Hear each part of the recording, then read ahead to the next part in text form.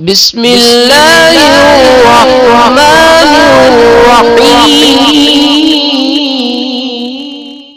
بسم اللہ الرحمن الرحیم۔ السلام علیکم ورحمۃ اللہ وبرکاتہ۔ بات کریں گے ماہ رمضان المبارک کے پہلے جمعۃ المبارک کے وظیفہ کے حوالہ سے کہ ماہ رمضان المبارک میں کون سا ایسا وظیفہ ہے جس کو جمعۃ المبارک کے دن پڑھنے سے اللہ رب ذوالجلال کی خوشنودی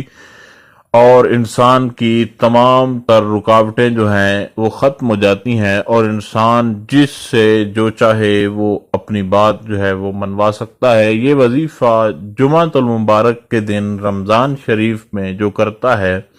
اللہ رب ذوالجلال دوسروں کے دلوں میں اس کے لیے محبت ڈال دیتا ہے اور اس کا ہر مقصد پورا ہو جاتا ہے اور ہر کوئی انسان کی جو ہے وہ ریسپیکٹ کرتا ہے۔ یہ انتہائی لاجواب اور باکمال اور انتہائی بابرکت وظیفہ ہے،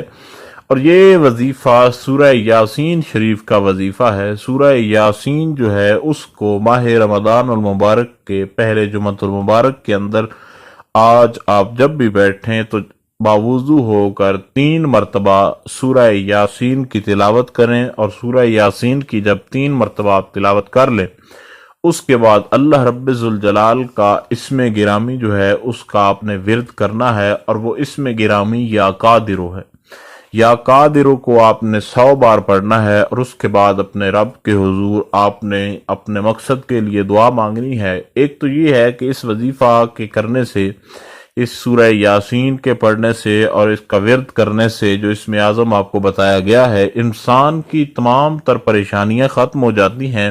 اور انسان جس سے جو بھی بات کہتا ہے وہ انسان کی ہر بات کو مان لیتا ہے۔ اور دوسرا اس کا فائدہ یہ ہے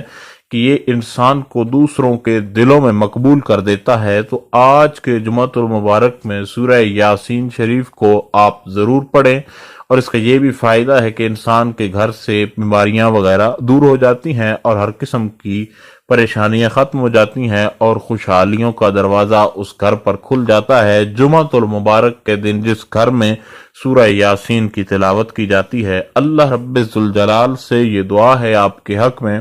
کہ خالق کائنات آپ کے گھر کو بیماریوں سے محفوظ رکھے، اور آپ جس بھی مقصد کے لیے آج یہ وظیفہ پڑھیں انشاءاللہ تعالی اللہ رب ذوالجلال آپ کو کامیابیاں عطا فرمائے اور آپ کی تمام تر پریشانیوں کو دور فرمائے اور آپ کو خوش اور خرم رکھے۔ خدا حافظ۔